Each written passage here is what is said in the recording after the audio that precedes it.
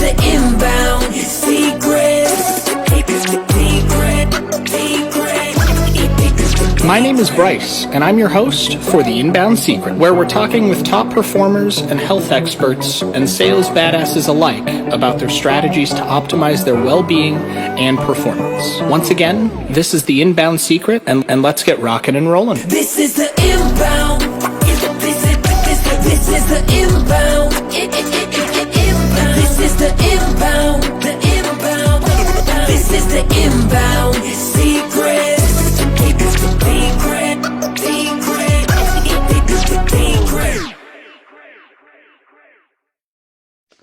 What's up, guys? Bryce here with The Inbound Secret again, and I've got something special for you today.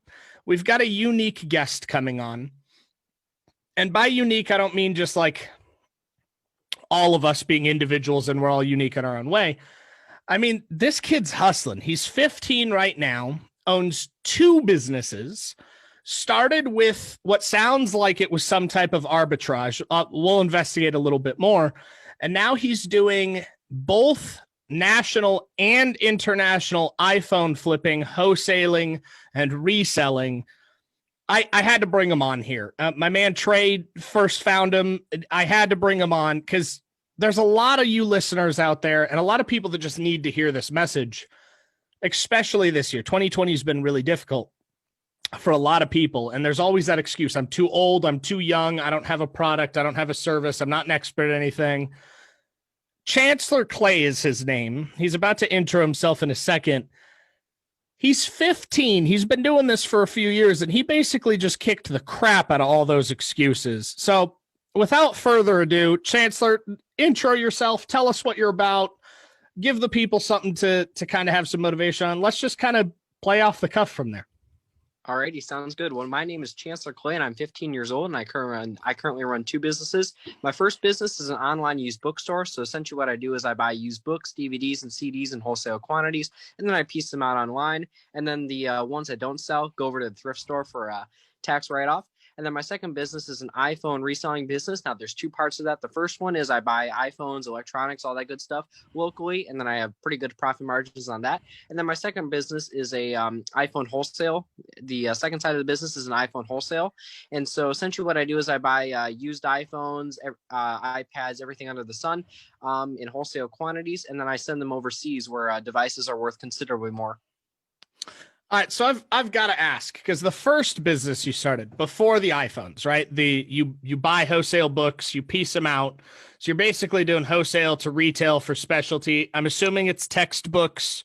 Is that kind of the primary market there? So actually very little of what I do is textbooks. The majority of what I do is mass market books and ones that are ones that are in demand right now. And so I'll get in, a bunch of books, a couple hundred books from either libraries, private collections, garage sales, anywhere. And so I'll scan them into a system, see which ones sell good, and then I'll list those online. And the ones that are rejects go over to the thrift store for a tax deduction. I did. So the reason I ask is there's a system called arbitrage, and I don't know if you're familiar with that or not, but that's almost to a T what you're doing. Mm-hmm. And arbitrage is kind of this like mystery figure, right? Because it almost sounds too good to be true that you could buy something that's already for sale and then just relist the thing for a markup and be able to profit from it. And in your case, you took it a step further and you were like, well, I don't want to just get rid of this inventory. How do I benefit from it? And how does somebody else benefit from it? So you're actually donating it to a cause that's going to use it, help somebody else with it, and you get the benefit of the tax write-off. Mm-hmm. What got you into that? Alrighty. So as you can see behind me, I'm a big book nerd, and so whenever I go into like a thrift store or just a general store, I bolt over to the book section just to see what they have on the shelves. And so I started to notice the price discrepancies between the used books on the shelves and then the used books online. And I was like, maybe I can make a quick buck this way. So I bought a couple dozen books, listed them online, and to my surprise, they actually sold relatively fast with pretty good profit margins. And so it's just been gradually scaling up from that point. So just as a curiosity here, because you've got my attention with that alone, before we even get to the electronics, what kind of volume are you doing now? So currently, I started out. Let's see, I was 13, so it's been about 2 years with that business, and so I started out with a couple $100, 50 or 60 books, and I've scaled it up to where this year I've sold 1,500 books, I believe, 1,500 books, DVDs, and then CDs. And just for the people listening, approximately how much did that bring in revenue? Let's see. So we average about $2,000 a month in profit with those books, and so looking anywhere between 20 to 22,000. After everything, fees, shipping, everything said and done. How much time does it take you per day to make $2,000 profit from the books? So it actually doesn't take too long, and so I've got the system down to where it only takes me like 2 or 3 minutes to list a book online. And with how I'm listing the books, those books are guaranteed to sell, and so I only contribute 2 or 3 hours a day to that. So it's not too much.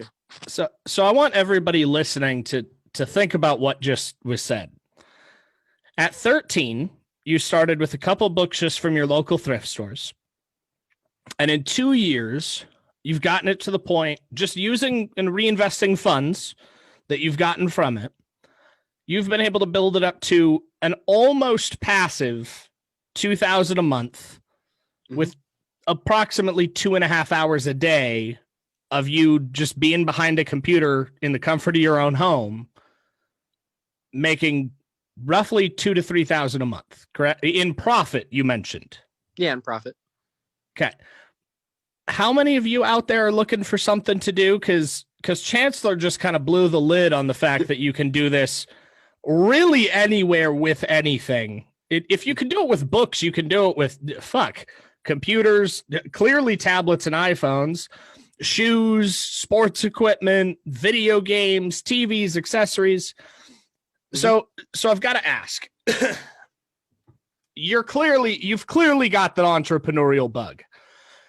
Is that something that you inherited from your parents, or are you like a first generation entrepreneur? So I'm an oddball in this scenario. So both my parents, they work traditional jobs and they're highly educated in their fields. And so, they work their 9 to 5s while, I just do my entrepreneur stuff. I dig it. So first generation entrepreneur coming from a successful, educated family, just decided you didn't want to do the 9 to 5. You wanted to carve your own route. So how did you go from books at 13 to iPhone wholesaling, reselling within the last 2 years? How did that come to be? Because it's not like apples and apples. It's like apples and potatoes. Yeah. Like they're way different. How'd you get there? So personally, I'm a tech geek, and so I like exploring all things tech related. And so there was a lot of publicity around the iPhone 11 launch, like October of 2019. And so I noticed the price discrepancies between the eBay prices on the iPhone 11 and the Facebook Marketplace prices on the iPhone 11. So I watched a couple of videos, read a few articles, and I thought, I might be able to do something like this. So I bought a cracked iPhone 4S, which is like 10 years old, for like $9. And then I sold it on eBay overnight for like $25. And so immediately I was hooked on this because it was just like, oh geez, I just made, $15, with like 1 hour of work. Dang, that's pretty good. So anyway, I started scaling up by buying like iPhone 6s, iPhone 7s, iPhone 8s, the really old models for 20 to $50. I'd flip them on eBay for 70, 80, $100. And so eventually I got to the point where I was buying like the iPhone 11 Pro Maxes, the big boys. And so eBay just really wasn't suiting me at the point because there were a lot of scammers on there, and the fees were like 10% on a book isn't too bad when it's like $10-20, it's whatever. But on like an $800 phone, losing $80 profit right then and there, that hurts. And so I started getting into selling to direct suppliers, and over time I eventually became a direct supplier. So you started in like mid to late 2019. So year and a half, almost 2 years ago. You said you started with $9? Yeah, that was my initial test purchase. That was your initial purchase. Yeah, I think I started actually with like $200, but Okay. So same set of questions. Mhm. What kind of volume are you doing now? So currently my volumes are really wacky right now. So, I transitioned from, mainly local sales to mainly wholesale sales. And so, my volume now is like, it's, anywhere between $15,000 to $20,000 a week in total, gross. But, my profit margins are much slimmer on wholesale devices. But total from start to now, I now have, it's just shy of $20,000 to work with for wholesale deals. Okay. And what's your profit margin on what you're doing with the iPhone thing right now? So currently my profit margins with local deals are about 20 to 40%, which are super good. And then with bulk deals, my profit margins are hovering between 5 to 7%. So it's not as good, but it's unused capital that's being put to work.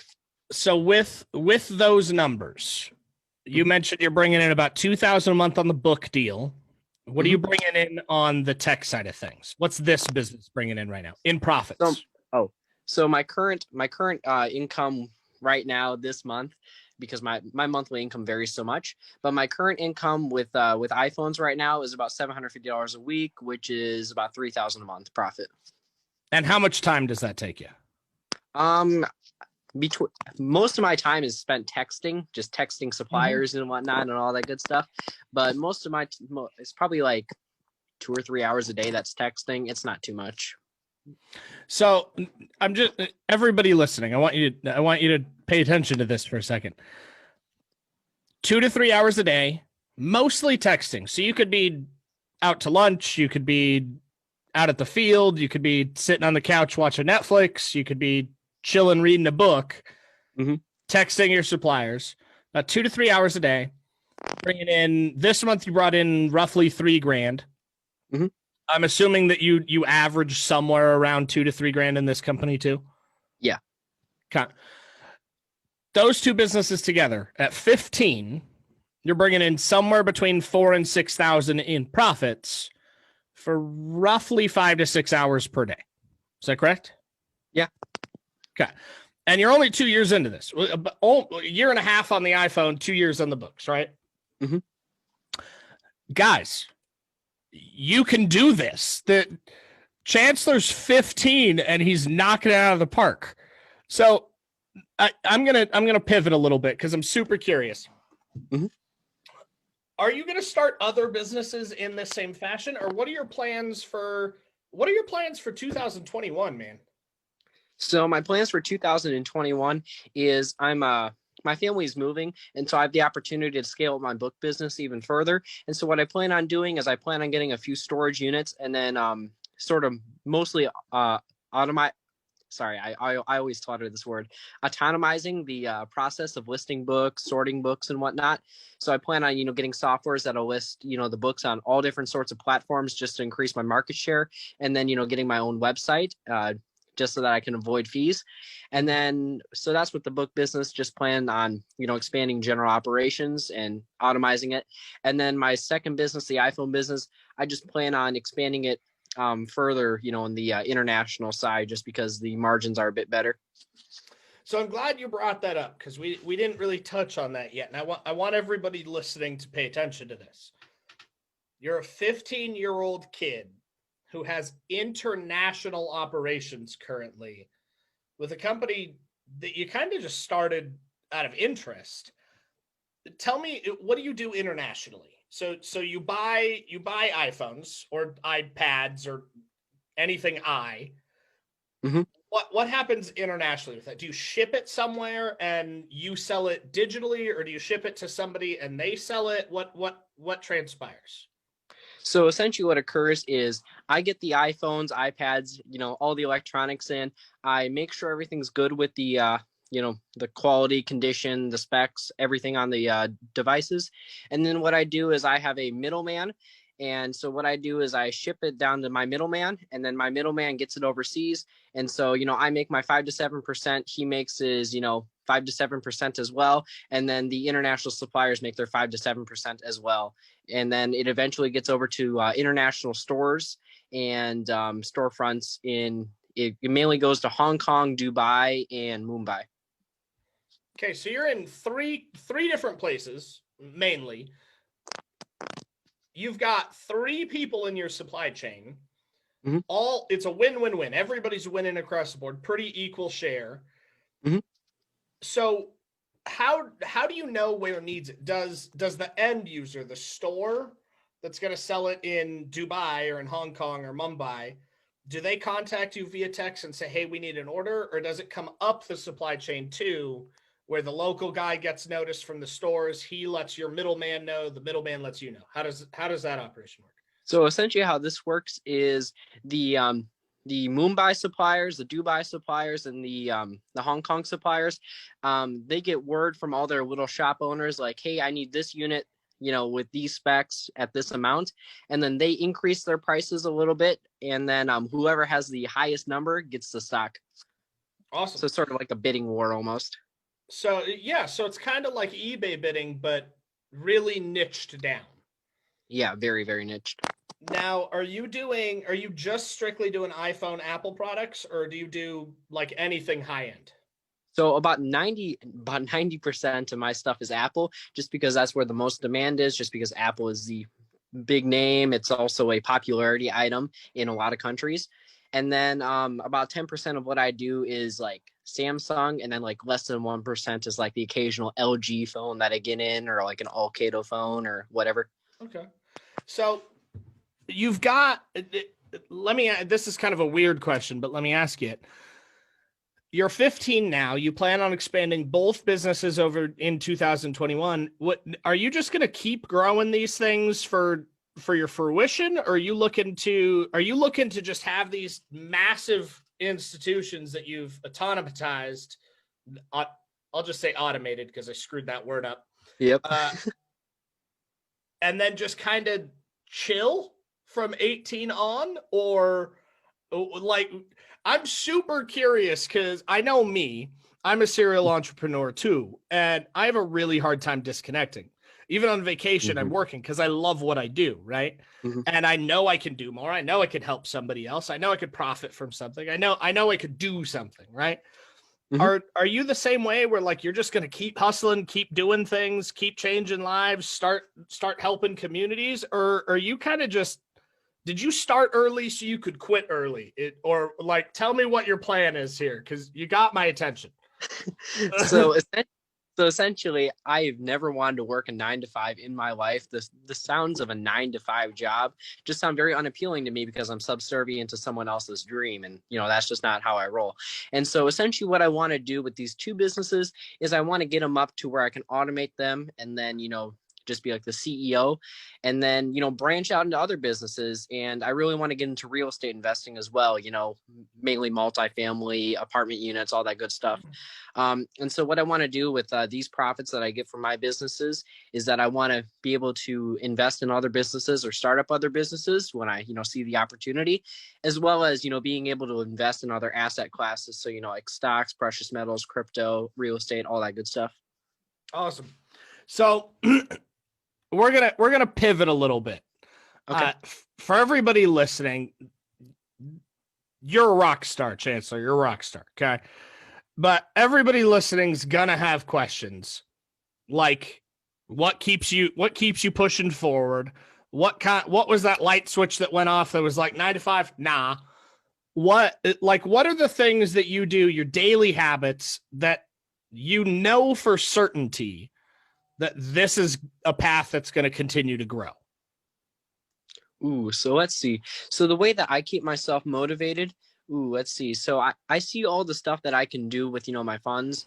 And so eventually in the future, I want to really get into, real estate investing and, maybe start with my own charitable organization. We'll see what happens down the road. But I can see all the good that can be done with my money, and how it can, grow into, more funds, just through investing. And so, just the idea of, being able to snowball my funds and snowball my eventual effect that I can have on other people is just motivates me. Awesome. So one thing that we haven't talked about this yet, I know Trey cleared it with you. What I've got to ask, are your parents there? What do your parents have to say about this? Are they just cheering you on? Like, the whole time? Were they worried? Like, how did this transpire? So yeah, so my dad, he's been on board since the beginning. He's been cheering me on. He's a tax accountant, and so he helped me get like LLCs set up and all that, all those headaches. Um, and then my mom, she was a little skeptical at first with the book business, especially when I was getting in a couple hundred books at a time. She's just kind of like, are these really gonna sell? And then as she's seen results, she's gotten very, very supportive. I've just moved into the wholesale aspect of phones, and now I'm doing like 10 20 10 18 20 $1,000 packages, with very low profit margins. And so now they're a bit worried right now, but as time progresses and I perfect the system, I expect the same effect to occur. Awesome. I dig it. So time for golden nugget number 2. Golden nugget number 1 was how you stay motivated, right? You see the future potential. You see how you can impact and change lives and really build something, not for yourself, but for everybody. Golden nugget number 2, I've got to ask, what do you see as how you get to that CEO spot from your perspective? Are you going to rely on technology a lot? What are you recommending? Let's say somebody's in a similar spot. They're a young entrepreneur. They're just starting. What do you recommend they do to remove themselves from the company, automate it as much as possible? What are your recommendations on that for where you're at to help somebody listening that may be in the same spot?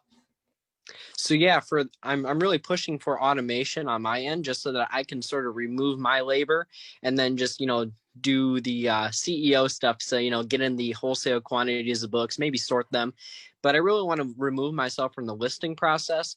And so I'm looking into certain sorts of scanners that can populate listings, maybe like an automated photography system just to take a picture of the front and back of the book.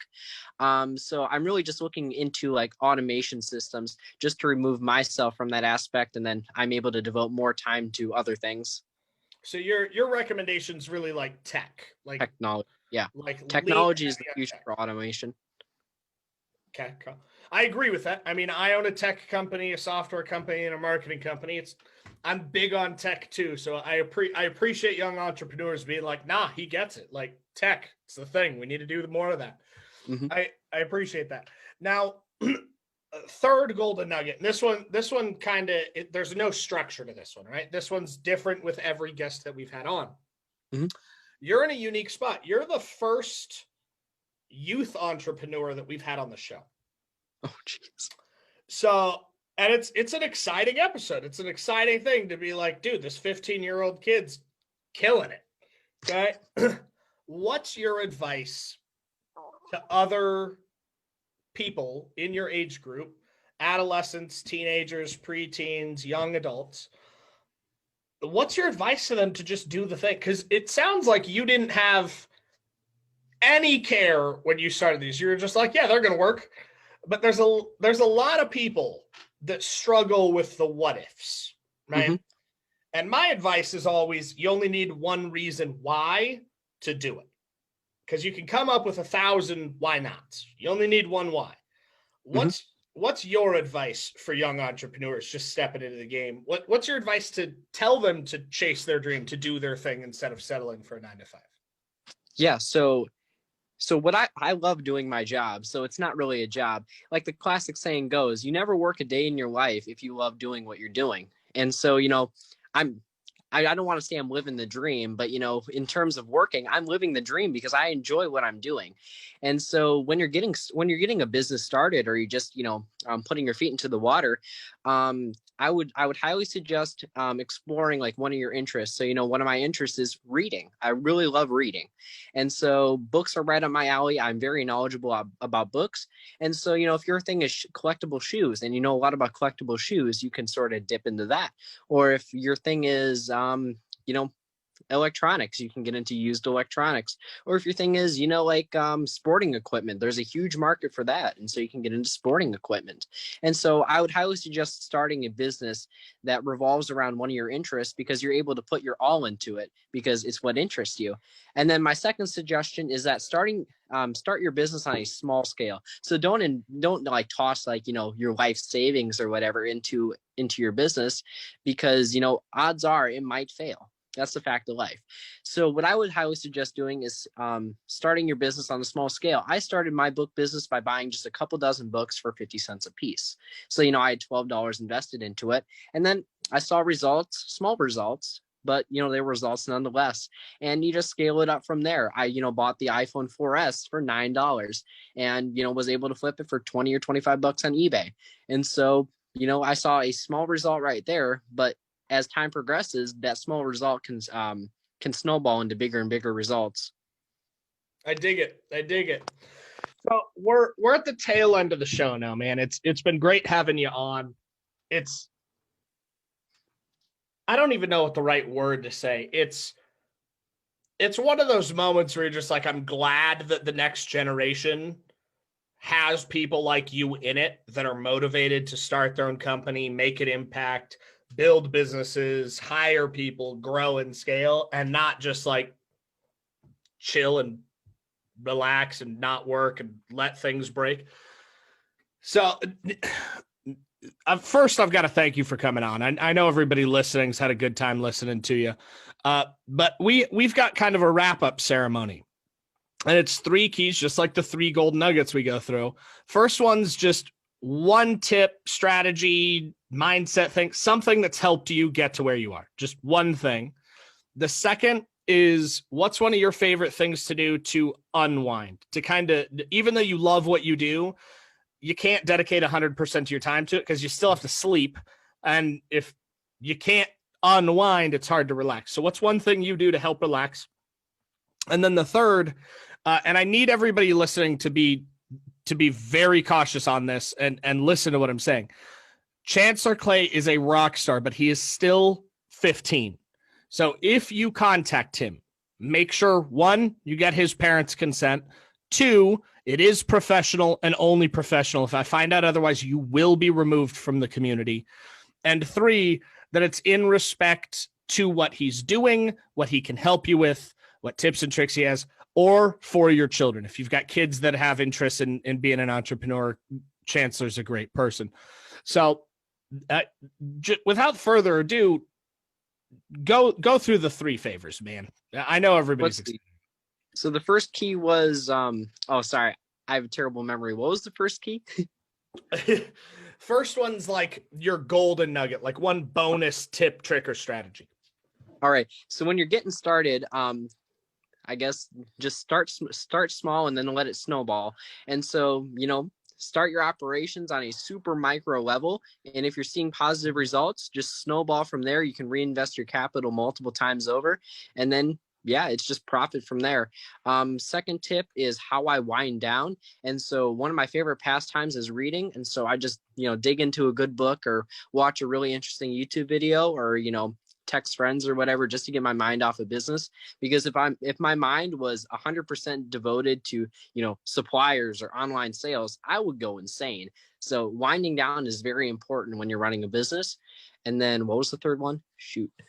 This one's up to you. I'm not going to make you do this one because you are a minor by definition. So we've got to be respectful of that. Typically, we ask people if they want the community to reach out to them. In your case, if there's other children of some of our listeners, youth that want to become entrepreneurs, they want tips and tricks, where could they find you online? But that I'm going to leave it up to you. If you want to provide contact information, you're welcome to. I've already given a disclaimer. There'll be a disclaimer on the post. It's up to you if you want people to be able to contact you. Oh, yeah, I'm totally fine with people contacting me. I talk to strangers online for a living, so it's no problem. So you can find me on Facebook just by looking up my name. It should be in the podcast title. And then you can find my eBay store by looking up Trails and Books. It's spelled how it sounds on eBay. It'll be the first result. And then I believe I'm also on LinkedIn. But yeah. Awesome. Well, hey man, I've got to thank you for coming out. I don't know what time zone you're in, but it's about 6:45 where I'm at. I know it's typically after hours, but then again, we're entrepreneurs. We don't really have hours, so Yeah. doesn't really matter when it is, I guess. Just some people like that disconnect. I'm not one of those people, so I pretty much work all the time. But I do have to say thank you for coming on. I know your story is going to resonate with a lot of people, and maybe motivate some parents to really like focus in and help their kids and support them more with something they don't understand. So I appreciate you coming out. Everybody listening, Chancellor's a prime example of age does not matter if you want to make an impact or you want to make some profits and run a company. So thank you for coming out. Anybody, make sure that with respect, if you reach out to him, you reach out to him for something professional. And other than that, this was another episode of The Inbound Secret, guys. See you in the next one. This is the Inbound Secret. My name is Bryce, and I'm your host for The Inbound Secret, where we're talking with top performers and health experts and sales badasses alike about their strategies to optimize their well-being and performance. Once again, this is The Inbound Secret, and let's get rocking and rolling. This is the Inbound. This is the Inbound. This is the Inbound. This is the Inbound Secret.